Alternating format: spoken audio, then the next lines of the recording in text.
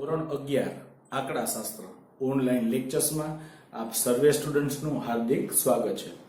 Students, આપણે last લેક્ચરમાં સૂત્રો અને એની સમજૂતી ભણ્યા, ખાસ કરીને મધ્યસ્થ, ચતુર્થકો, દશાંશકો અને શતાંશકો એના સૂત્રો અને એની સમજૂતી ભણ્યા, એની નોટ્સ ભણ્યા કે મધ્યસ્થ જે છે એને બે સરખા ભાગમાં વહેંચવામાં આવે છે, માટે એને બે વડે ભાગવામાં આવે છે। ચતુર્થકો એને ચાર સરખા ભાગમાં વહેંચવામાં આવે છે, પણ હોય કેટલા છે?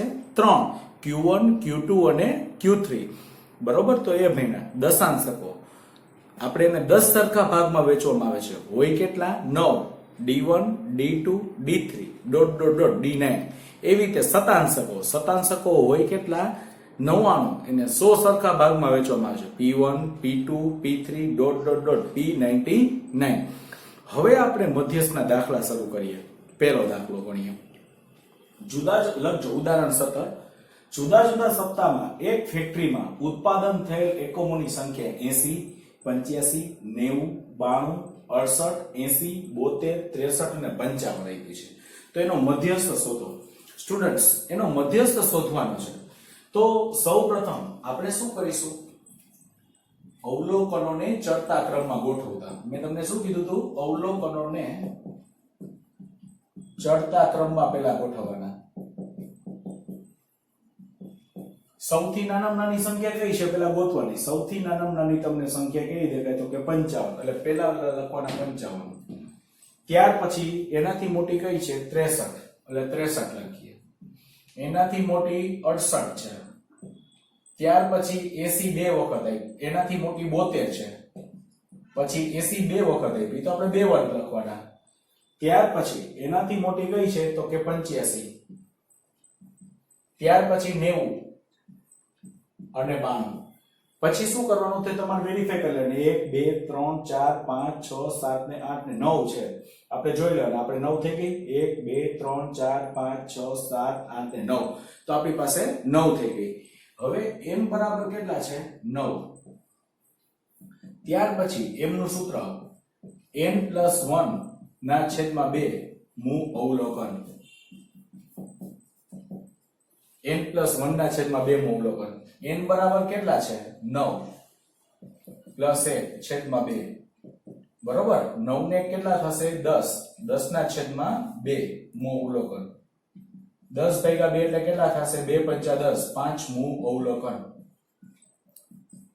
હવે તમારે ગોતવાનું પાંચમું અવલોકન કેવું હતું? એક આની જોવાનું, આ જોવાનું, ચડતા ક્રમમાં ગોઠવાય। 1 2 3 4 ને 5, એટલે પાંચમું અવલોકન કેટલું આવે છે?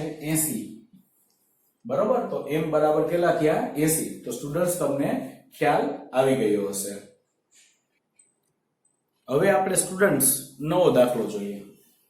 આપણે મધ્યસ્થ દાખલો ગણીએ। ઉદાહરણ 18, એક ફેરિયાના છેલ્લા 10 દિવસનો નફો નીચે મુજબ આપેલ છે રૂપિયામાં, તે પરથી મધ્યસ્થ શોધો। 261.5, 257, 258.5, 260, 265, 249, 255.5, 262.5, 264 ને 267। સ્ટુડન્ટ્સ, દાખલો ગણતા પહેલા આપણે શું ધ્યાન રાખવાનું છે? અવલોકનોને ચડતા ક્રમમાં ગોઠવવાના છે। સૌપ્રથમ આપણે લખશું આન્સર, અવલોકનોને ચડતા ક્રમમાં ગોઠવતા।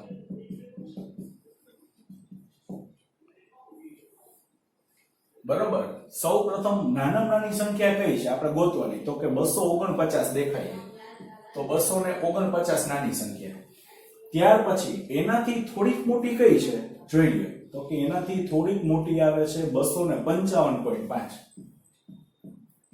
ત્યાર પછી જોવાનું તમારે એનાથી મોટી સંખ્યા કઈ છે? તો કે 257। ત્યાર પછી કઈ મોટી? 258.5। ત્યાર પછી એનાથી થોડીક મોટી તો કે 260। ત્યાર પછી 261.5। ત્યાર પછી એનાથી થોડીક મોટી છે 262.5, 264, 265 અને 267 છેલ્લે। ઓકે, તો આ રીતના તમારે પહેલા જોઈ લેવાનું, ક્રમ સાથે ટેલી કરી લેવાનું. 1 2 3 4 5 6 7 8 ને 9 10. 1 2 3 4 5 6 7 8 9 ને 10. તો n બરાબર કેટલા આપ્યા સ્ટુડન્ટ? 10. બરાબર.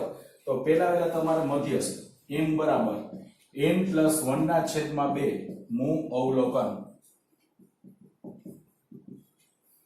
n બરાબર કેટલા છે? તો કે 10. 10 + 1 ના છેદમાં 2 મૂ અવલોકન. 10 ને 11 ના છેદમાં 2 મૂ અવલોકન.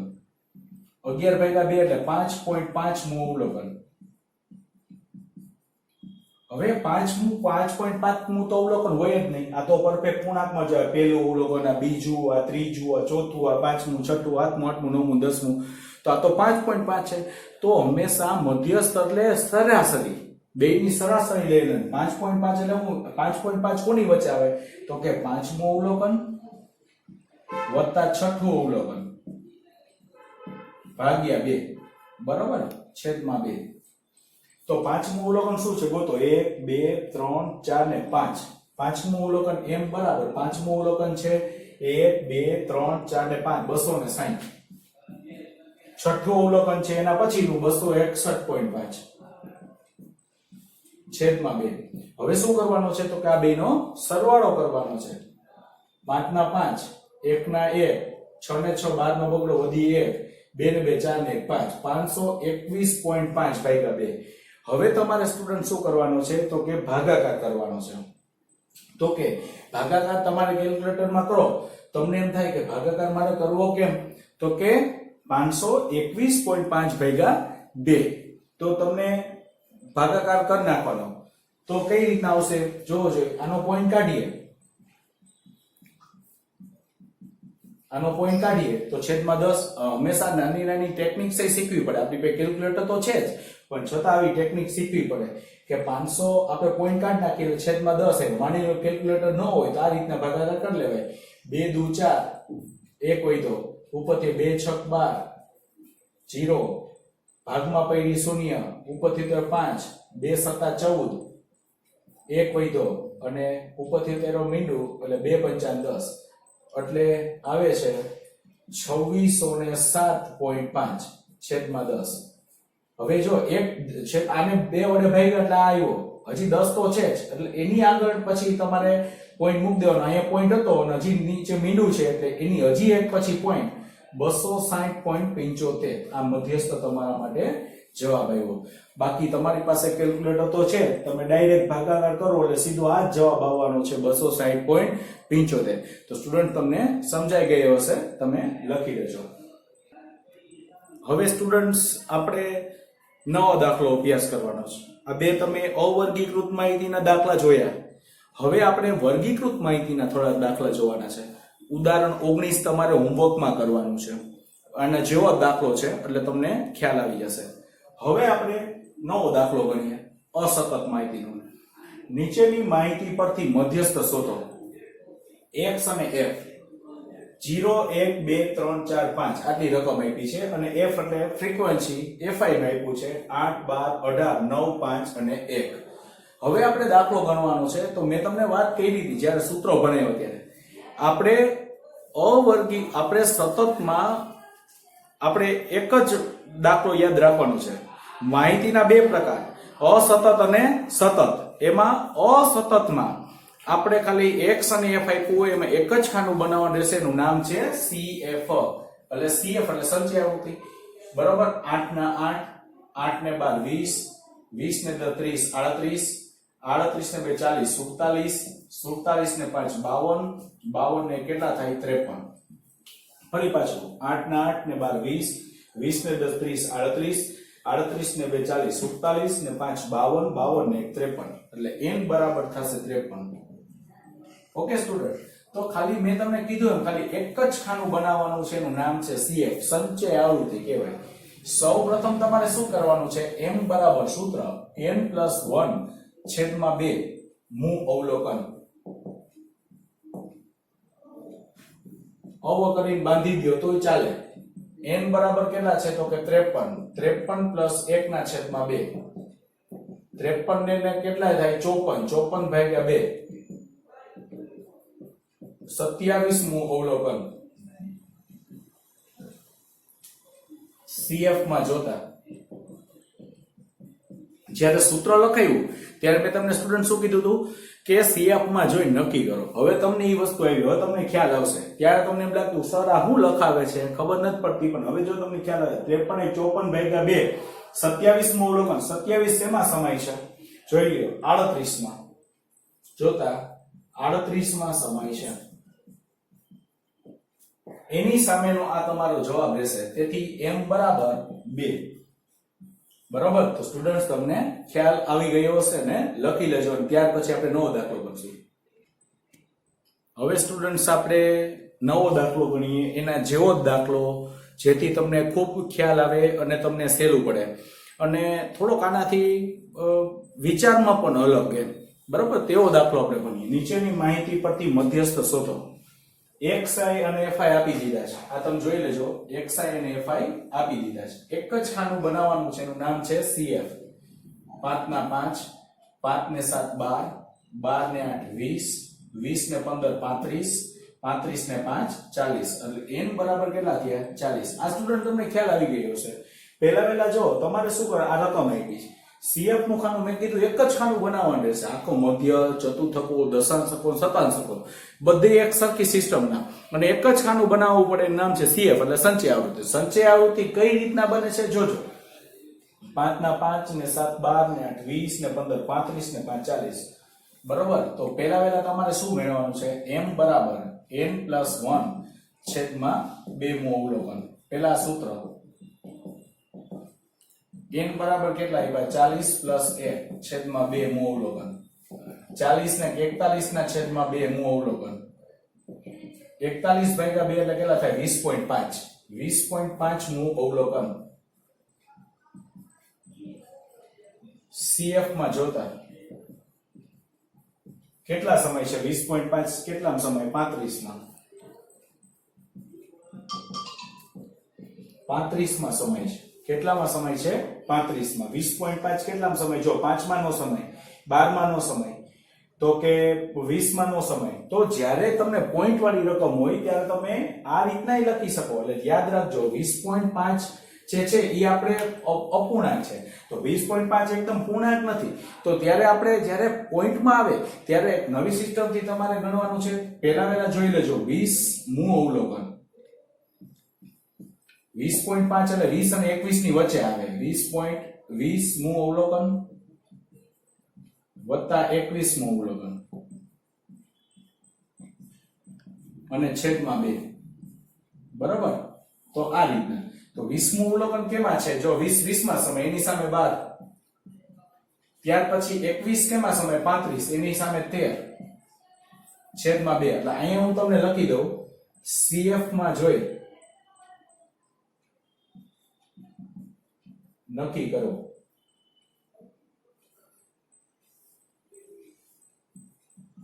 એટલે તમને ખ્યાલ આવે કે CF માં જોઈ નક્કી. 20મું અવલોકન 20 માં સમય, એની સામે 12 આવ્યો. 21 તેમાં સમય 35, એની સામે 13. 12 ને 13 25, 25/2 એટલે કેટલા થયા 12.5. અને આ રહેશે તમારો જવાબ. તો સ્ટુડન્ટ્સ તમને ખ્યાલ આવી ગયો હશે કે આ તમને શું કહેવા માંગે છે. ઓકે. હવે સ્ટુડન્ટ્સ આપણે એવો દાખલા ગણીએ. અસતતના તમે ગણ્યા, તમને ખ્યાલ આવી ગયો કે અસતત શું કહેવા માંગે, જેમાં તમને xi fi આપ્યું હોય અને એક જ ખાનું બનાવવું પડે, એનું નામ છે CFI. હવે આપણે એવો દાખલો ગણીએ. બરોબર. પ્રેક્ટિસ માટે હું એક્સ્ટ્રા એક કરાવું છું દાખલો કે જેમાં તમને વર્ગવાળો દાખલો આપ્યો હોય. 5 માર્કનો ઘણી વાર પૂછાય, ક્યારેક 3 માર્કનો પણ પૂછાય, વર્ગીકૃત વાળો દાખલો. બરોબર. અને મધ્યસ્થ શોધન જે તમે 10મા ધોરણમાં ભણીને આવ્યા છો, એવો આપણે દાખલો તમને હું ગણાવું છું. બરોબર. જેથી તમને ખ્યાલ આવે. તો રકમ તમે લખજો. આ એક્સ્ટ્રા છે. નીચેની માહિતી પરથી મધ્યસ્થ શોધો. તમને એમ કહેશે નીચેની માહિતી પરથી મધ્યસ્થ શોધો. પહેલા તમને વર્ગ આપ્યો 10 થી 20, 20 થી 30, 30 થી 40, 40 થી 50, અને 50 થી 60 FI માં આપ્યા છે 20 10 20 30 અને 20 ઓકે તો વર્ગ અને FI આપ્યા વર્ગ ફરી પાછી રકમ બોલું છું 10 થી 20 20 થી 30 30 થી 40 40 થી 50 50 થી 60 FI માં શું આપ્યા 20 10 20 30 20 હવે પહેલું ખાનું શેનું બનાવવાનું છે મધ્યસ્થમાં તો કે CF નું ખાનું બનાવવાનું છે એટલે આપણે પહેલું ખાનું CF બનાવી 20 ના 20 20 10 એટલે 30 30 ને 20 50 50 ને 3 80 80 ને 20 100 એટલે n બરાબર કેટલા આવ્યા 100 ક્યાં આવી ગયો તમને CF તો તમને આવડી ગયું પહેલા 20 ના 20 20 ને 10 30 ને 20 50 ને 30 80 ને 20 100 આ રીતના CF બને હવે જ્યારે મધ્યસ્થમાં વર્ગીકૃત માહિતી વાળો દાખલો હોય ત્યારે મેં તમને સૂત્રય બોલ્યો તો અને ઈ મુજબ તમારે પહેલા મધ્યસ્થ વર્ગ મેળવવો પડશે જો કઈ રીતના મેળવવાનો છે જોજો પહેલા મધ્યસ્થ વર્ગ